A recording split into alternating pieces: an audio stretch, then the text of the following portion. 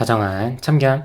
네, 안녕하세요. 다정한 참견의 다일입니다. 네, 매일매일 하루에도 200명 이상의 많은 분들이 헤어져서 힘들다는 메일이나 쪽지를 보내주시는 걸 보면 이 연애가 정말 쉽지 않다라는 거를 느끼게 되는 것 같아요. 안 헤어지고 잘 만나면 너무 좋겠지만 이 연애를 통해서 배울 수 있는 부분도 상당히 많다고 생각을 하기 때문에 사실 결혼하기 전까지는 몇 번을 헤어져도 문제가 되지는 않다고 생각을 합니다. 하지만 또 우리는 사람이기 때문에 이별을 매번 경험을 해도 익숙해지지 않고 똑같이 힘든 것 같아요. 이별 후에 많은 분들이 그 순간을 후회하고 힘들어하는 이유 중에 하나는 내가 잘못했다라는 생각 때문입니다. 여기에 한 글자 더해서 내가 다 잘못했다는 생각이죠. 물론 연애를 하는 내내 내가 다 잘못했을 수는 없지만 특정 상황을 떠올리면서 그 순간에 내가 이렇게 하지 않았으면 어땠을까? 적어도 헤어지진 않았을 것 같은데 이렇게 내가 다 잘못했다는 생각을 하는 거예요. 그래서 이런 생각을 가지고 끝없는 자책과 후회의 늪에 빠지게 됩니다. 밥도 잘 안 넘어가고 일도 잘 못하고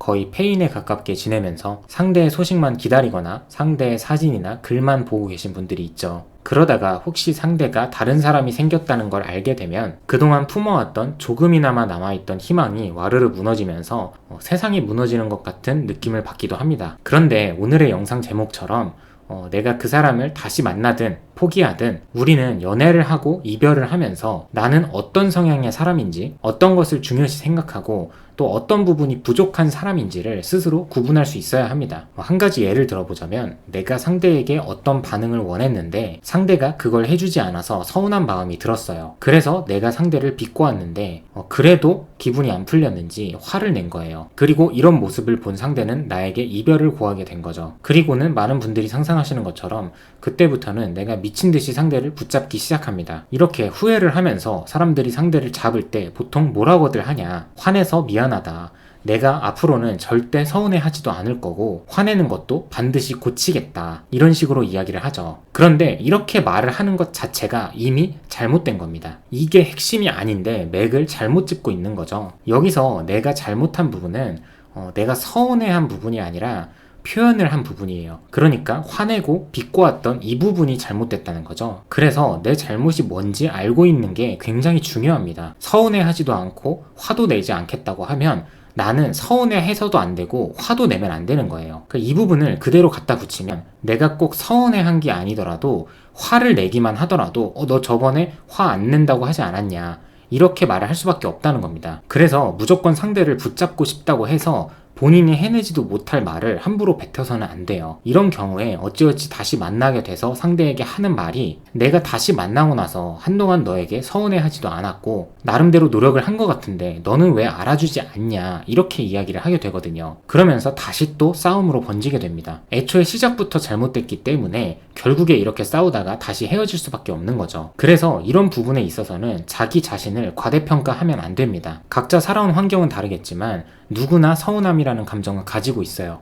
그러니까 자연스러운 감정이라는 거죠. 그래서 이런 감정이 들었다는 것 자체가 문제가 되지는 않습니다. 그냥 그게 내 모습인 거죠. 그래서 당신은 절대 서운해하지 않을 사람이 아니라는 것을, 그리고 특정 부분에서 나는 계속해서 서운함을 느낄 것이라는 것을 스스로 알고 계셔야 돼요. 결국에 어차피 나는 못할 거고 앞으로도 계속해서 서운해할 것이라는 뜻입니다. 그래서 이것을 장점이다, 단점이다 이렇게 논하기 전에 그냥 나의 성향이라는 것을 스스로 인지하고 계셔야 돼요. 그래서 나의 성향을 바꾸겠다는 이렇게 신뢰를 떨어뜨릴 수밖에 없는 이런 말들은 함부로 하면 안 되는 것 같아요. 그래서 만나면서도 계속해서 서운함은 어필을 하셔야 돼요. 중요한 건 앞서도 언급했던 것처럼 서운함을 예쁜 말로 표현을 하셔야 되고 서운함을 표현할 때 상대방과 이 순간을 어떻게 함께 극복해 나갈지 이 중간 타협점을 잘 찾아야겠죠. 그래야만 이 관계가 더 성숙되고 깊은 관계로 발전을 할 수가 있습니다. 그래서 다시 한번 말씀드리지만 내가 상대에게 다가갈 때도 내가 다 잘할게, 내가 모든 걸 다 맞출게 이런 말은 절대로 하시면 안 됩니다. 그래서 이런 부분에 있어서도 내가 예쁘게 표현을 잘 해보려면 이렇게 말을 할 수도 있겠죠. 앞으로 화를 내면 이건 분명히 내 잘못이다. 비슷한 상황이 왔을 때는 이런 식으로 표현을 하려고 해볼 거고 이렇게 예쁜 표현을 하기 위해서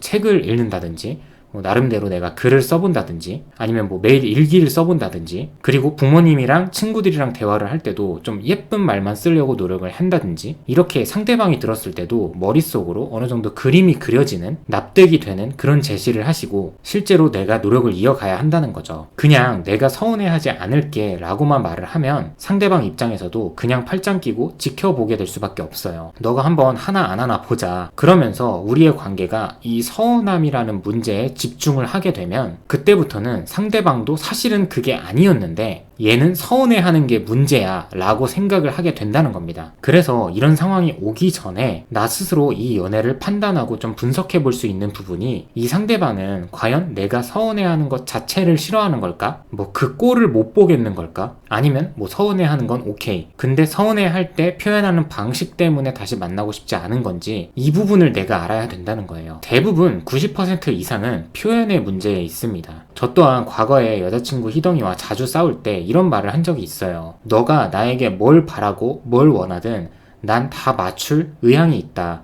다 맞추려고 노력을 할 거다. 내가 부족할지언정 해볼 수 있는 데까지는 해보고 싶다. 다만 짜증내거나 정색만 하지 않았으면 좋겠다. 이런 내용이었거든요. 연인이라는 것은 서로 사랑하는 관계잖아요. 그렇기 때문에 상대가 나에게 부탁하는 거나 요구하는 것은 얼마든지 들어줄 의지가 있습니다. 뭐 소수의 경우 우리가 서로 사랑하는데도 불구하고 내가 서운해하는 것 자체를 싫어하고 못 받아들이는 사람이라면 이건 오히려 내 입장에서도 깔끔하게 정리를 할 수 있어요. 그냥 가능성이 없는 만남이니까요. 가끔 이런 걸 계산하지 못하고 무조건 감정적으로 연애를 대하시는 분들이 제가 자주 말씀드리는 자발적 가스라이팅을 하다가 차이시는 거거든요. 그래서 이런 경우라면 어차피 내가 이 사람과 잘 될 수는 없었겠구나. 끝까지 갈 수는 없었겠구나. 내가 잘한 것과 잘못한 것을 따지기 전에, 그러니까 후회라는 걸 생각하기도 전에 이미 안 될 사이였기 때문에 내가 조금 더 현실적으로 객관적으로 생각을 해서 이 이별을 잘 받아들일 수도 있다는 거죠. 그런데 후자의 경우 내 표현에 문제가 많았을 경우에는